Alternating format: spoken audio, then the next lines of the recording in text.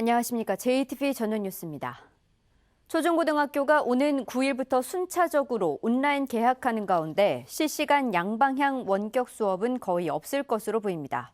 전북교육청은 실시간 양방향 원격 수업이 최선의 방안이지만 학교와 학생 모두 여건이 여의치 않아 힘들 것으로 내다봤습니다.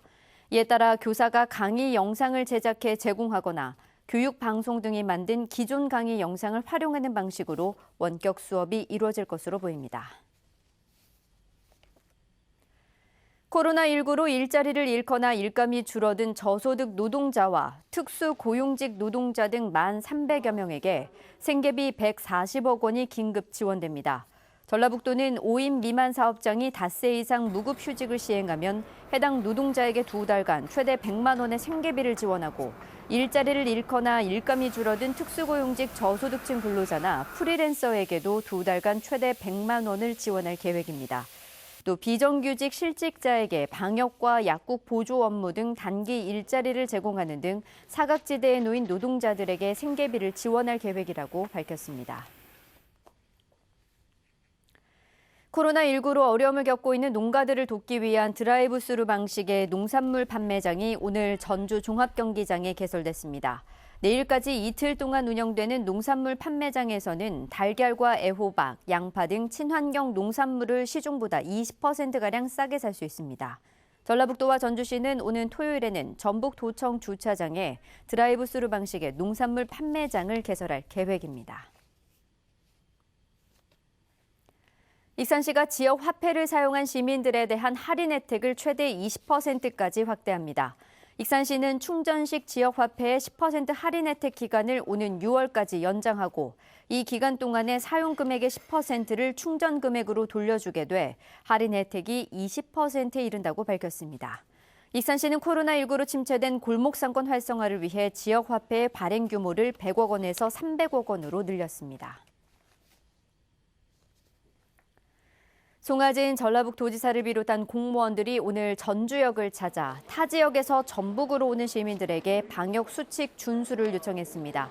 전라북도는 코로나19 확진자 14명 가운데 2명의 지역사회 감염을 빼면 나머지 12명은 해외 입국자이거나 대구 경북과 관련된 환자로 외부 유입만 잘 관리하면 청정 지역을 유지할 수 있다고 밝혔습니다.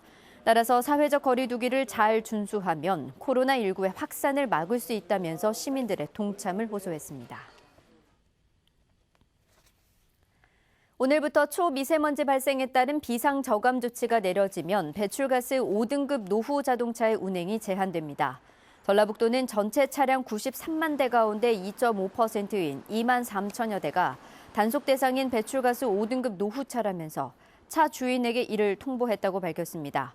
이에 따라 초미세먼지가 심한 날에 오전 6시부터 오후 9시까지 노후차를 운행하다 CCTV에 적발되면 10만 원의 과태료를 내야 합니다.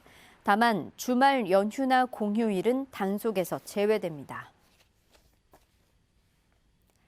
전북환경운동연합은 총선을 앞두고 국회의원 후보들에게 주요 환경정책을 제안했습니다.